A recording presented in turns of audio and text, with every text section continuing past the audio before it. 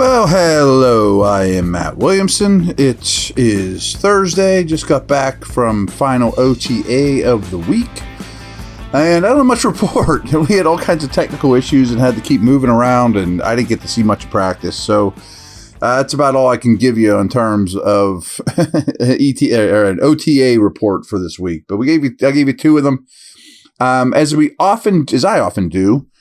A day or two or three after my article for the week goes up, I like to kind of summarize it, read through it with you guys, and that's what we're going to do today. So we're going to be talking a lot of personnel offense, and I hope you guys know this by now, but if you don't, hang with me. The first number, when I say 11 personnel, first number is running back. Second number is tight end. So 11 personnel, one running back, one tight end, therefore 3 receivers. That is the most prominent personnel usage in the NFL by a wide margin. 12 personnel. What is that, everyone? One back, 2 tight ends, therefore 2 receivers. So, that's the second most used personnel group in the NFL. And this is true for the Steelers as well. So for the year, 67% of their offensive snaps were in 11 personnel, 3 wide. That's, 2/3 of their snaps for the whole season. Not unusual. They lined up in 12 personnel, 1 back, 2 tight ends, 22% of the time. So that ate up almost all their snaps. 67 plus 22 is 89. So that leaves 11% of odds and ends. 4% of those had 2 running backs, a tight end, and 2 wide receivers on the field. Watt was that guy, obviously. There's some short yardage stuff, so Watt, a back or a tight end, but that was only 4% of the time. No other personnel grouping was used more than 2% of the time last year. Like, I'm sure there was some goal line packages, a 4 wide here and there, but none of them were even more than 2%. So, okay. But let's take this a little further.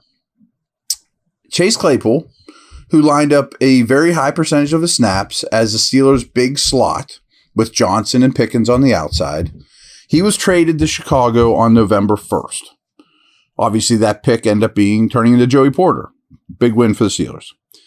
That trade occurred after week 8, and the Steelers had a bye the following week. So week 8, Claypool's a Steeler. Trade him on November 1st. Then there's a bye. And as I do so often, as any good Steeler analyst should, you break the season down basically pre-bye, post-bye, because especially offensively, it couldn't have been more different. The Claypool trade had something to do with it, but I'm trying to take this a step further in terms of what players they used on offense. So from week 1 to 9, the Steelers' offense was in 11 personnel, 78% of their snaps. Remember, they were 67 for the year, but in the first half of the season, they were at 78%.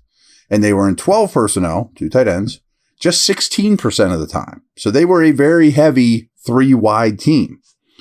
During that stretch, the Steelers' offense ranked 28th in EPA, which is expected points added. To me, it's the best barometer of how good you are. 28th. They were only better in that stretch than the Panthers, Texans, Rams, and Colts. Matt Ryan-led Colts are bad. So Claypool gets traded, go to a bye, go back to the drawing board. From week 9 until the completion of the regular season, the Steelers' offense was in 11 personnel just 59% of their time. Remember, they were 78 in the first half. It went to 59 in the second half. That doesn't sound like a lot. It's a ton. It's a huge difference. And they bumped up their 12 personnel to 27% of the time, just during the second half of the season. So during that stretch, the Steelers' offense was equally as good as it was bad in the first half of the year. They were 5th in EPA in the second half of the season, only behind the Chiefs, Detroit, San Francisco, and the Bengals.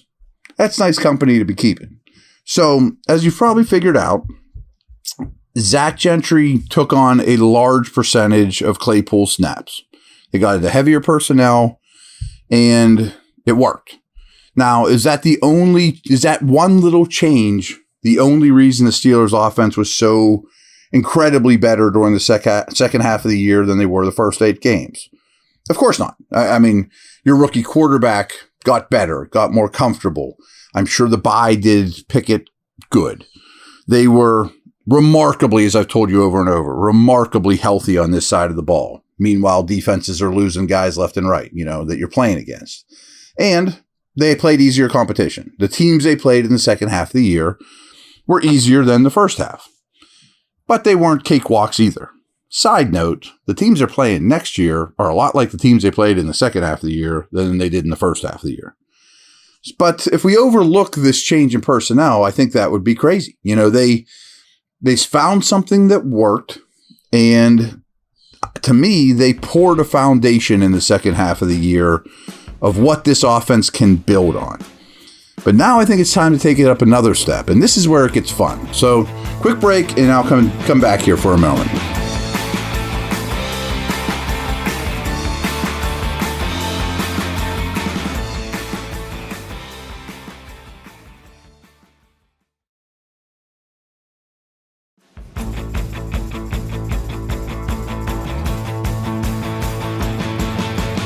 Now, not to talk down to you, but I think it's important to do this. There are 11 players on the field at once, right? One of those is a quarterback. That leaves 10. 5 of them are offensive linemen. That leaves 5. More often than not, one of them is a running back, Warren or Najee. I can come up with personnel packages with neither out there, but usually that's one. One of them is going to be a back. One of them is going to be a quarterback. I'm not going to talk about the Wildcat with Pickett on the sidelines or things like that. So 11 minus those 7 leaves us 4 variables. Now, Johnson, Pickett, and Freiermuth should see not 3 of those 4 every snap, but the bulk of the action. Now, will that remaining spot be Gentry again? Sure, that worked fine. But what if it's clear that Darnell Washington is better than Gentry? That in itself helps. I mean, if you just look at it from that angle, like they upgraded on that number 2 tight end, and maybe it's not till week 5 or whatever, and you're still doing what you're doing, great. But there's so much more options now. So let me start. I'm going to say this over and over. There's only so much playing time. They only let you put 11 on the field at once. There's only one guy that can catch the ball any given snap. There's only so many receptions to go around. But how they can attack teams now is really exciting. So I think Connor Hayward did a lot of good things as a rookie and deserves an expanded role. I've been impressed with him the 3 days of OTAs I've watched him. Steelers didn't trade for Allen Robinson to have him sit on the bench. You get Calvin Austin back. I mean, this team really needs explosive plays. He's your most explosive downfield player. Anthony Miller, I've talked about before, capable slot guy. Let's just call him that. Taking things a step further. Before last year, the previous several seasons, the Steelers were right at the top of the league in terms of putting a 6th offensive lineman on the field. Now, I think this is phenomenal. That Dan Moore, side note, has looked quite good, by the way. He's been one of my surprises of OTAs. If Dan Moore holds on to his starting job, what a better way to get Broderick Jones' feet wet than get him out there for quite a few 6 offensive line snaps. Or vice versa. Jones is amazing, but let's get Moore out there. All those guys are better blockers than Gentry or Washington or whoever. So they have extra offensive linemen, where last year their 6th offensive linemen, 7th offensive linemen were scary. So think of the possibilities there. I'm just talking about the 5 skill positions you could put out there. And really it's only 4 if you only consider that one of them is going to be a running back, Warren or Harris. So none of these guys, that doesn't mean you want to bench Freiermuth, Johnson, or Pickens, but especially as many go routes as they ask those guys to run. Having them fresher could be good. Maybe Pickens and Johnson, percentage of snaps they play in a game drops by 8%, 10%, whatever. But that might make them a little bit more potent. So I use some examples in the article. Like, it's December day in Pittsburgh. You're playing the lowly Cardinals, week 13. You got a big lead. You could put Najee Harris out there with Pickens, Freiermuth, Washington, and that extra offensive tackle. You'd still have 4 very capable receivers, but you also have ridiculous beef to just beat up on a team with while you have the lead. Or it's the opposite. You're down heavy and you put Warren or Najee next to Pickett, no tight ends on the field, and you put Johnson, Pickens, Robinson, and Austin out there, Or Najee's even off the field. A nice thing too, side note, is yes, I'm doing a lot of these equations with a running back on the field. But unlike late career Ben, if you have him in empty, Pickett in empty, with 2 tight ends, 3 receivers as your 5 skill guys, that doesn't mean he can't do a quarterback draw or design quarterback run. I mean, you're not going to do it Jalen Hurts, Justin Fields amount, but he's a very capable runner. So this is one little side note too. Like I put this in the article, and I use the Bills because they're the most static defense in the league in terms of who they trot out there. And folks, I know the Bills aren't on the schedule, but they're not alone with how they play defense. So the Bills live in nickel. 4 defensive linemen, 2 linebackers, 5 defensive backs. They want to play nickel every snap, whether they're dealing with a goal line package, well, that's a little extreme, a big heavy package, or 5 wide. They don't want to rotate. They have good enough linebackers and safeties that can do a lot of stuff. But here's my game, is take those 5 skill position players and mix and match them however you want in terms of who you put on the field.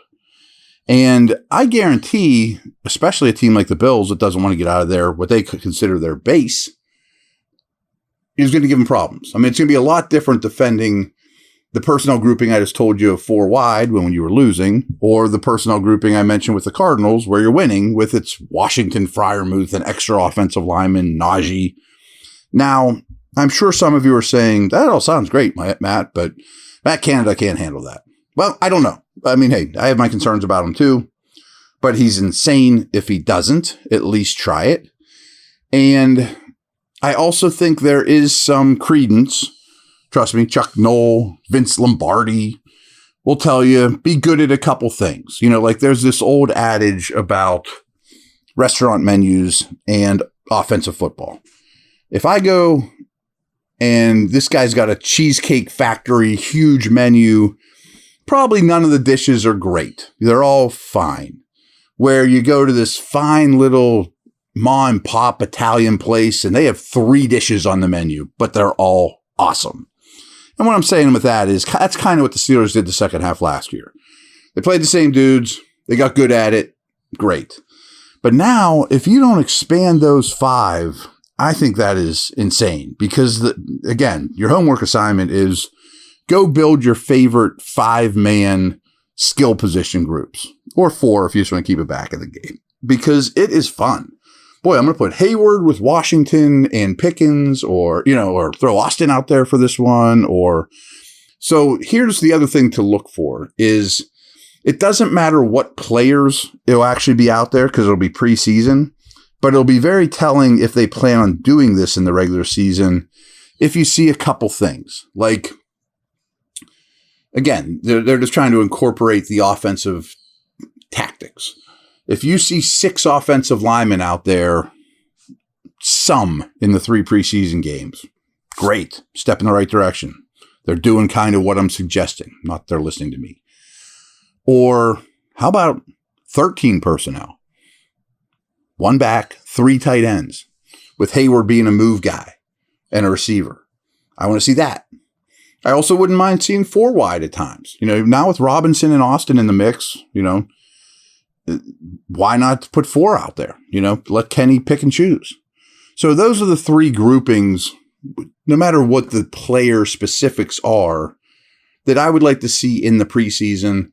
And trust me, my eyes will be really wide open looking for that stuff at training camp too. And I'll report back, but that won't be for the world to see like it will be on preseason games. So go read the article. It's a lot of fun. I think you guys would enjoy doing that too. Building, boy, I'm going to trot out this personnel grouping for one play or one whole series, or just to test the waters to see if they're going to go to their base 4-3 or if they're going to bring in nickel against it. I mean, you start accumulating that data. That's why guys script plays at the beginning of the games, just to accumulate data of how the defense will play you from a personnel standpoint.